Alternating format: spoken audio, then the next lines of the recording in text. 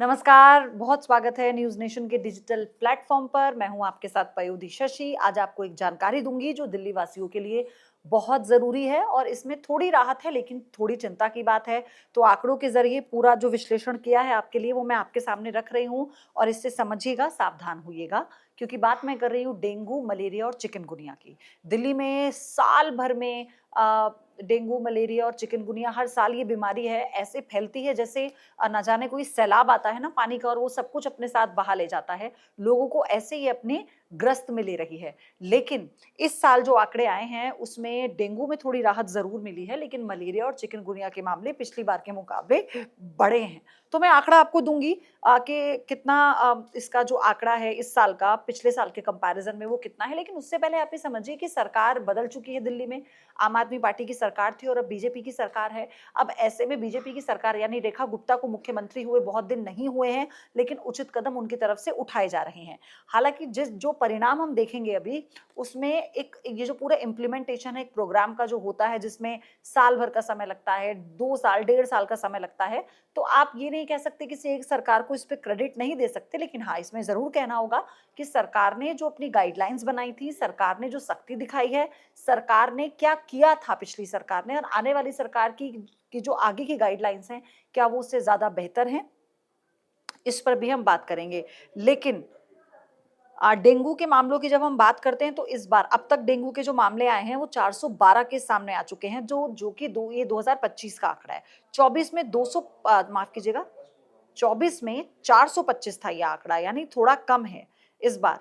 यानी 412 केस 2025 में सामने आए हैं, 2024 में जो थे वो 425 केस थे और 2023 में 942 मामले सामने आए थे। आप देखिए ये यानी 2 साल में ये आंकड़ा 900 से 400 पर पहुंच गया है, ये बहुत कम हुआ है।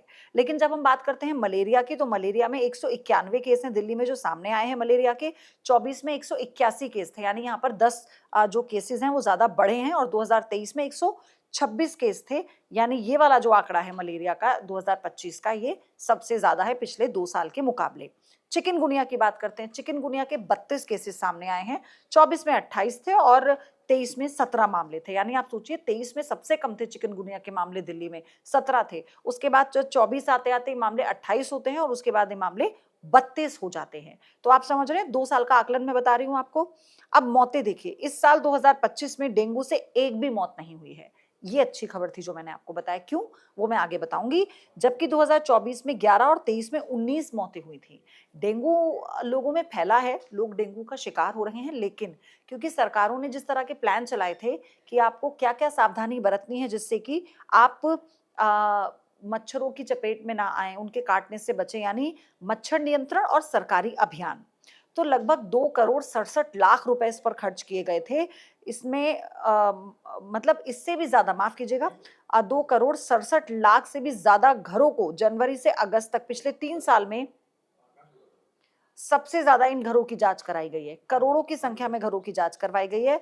1,37,000 घरों में मच्छरों के जो लावा था वो पाया गया था। लेकिन उसी के साथ आप सोचिए जो छिड़काव हुआ, इसको लेकर फिर एक विशेष अभियान चलाया गया, इसकी रोकथाम के लिए एक अभियान चलाया गया।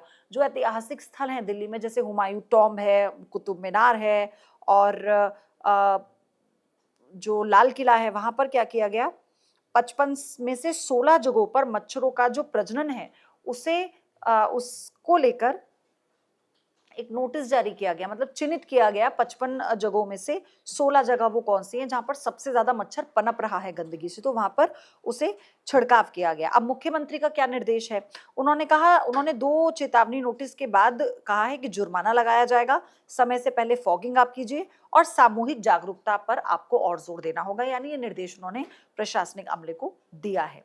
तो मुख्य बातें क्या रही, वो ये कि डेंगू तो काबू में है अभी तक, क्योंकि कोई मौत नहीं हुई है इसलिए राहत की खबर है, लेकिन मलेरिया और चिकनगुनिया को लेकर हमें सतर्कता बरतनी पड़ेगी। सरकार के लिए ये चिंता का विषय है और निरीक्षण, कानूनी कार्रवाई, फॉगिंग तेज की गई है, लेकिन स्वास्थ्य निरीक्षकों की कमी अभी भी सरकार के लिए, प्रशासन के लिए चुनौती बना हुआ है। तो एक डिटेल रिपोर्ट थी जो मैंने यहाँ पर पढ़ दी है आपको बताने के लिए कि कैसे आपको सावधानी बरतनी है। धन्यवाद।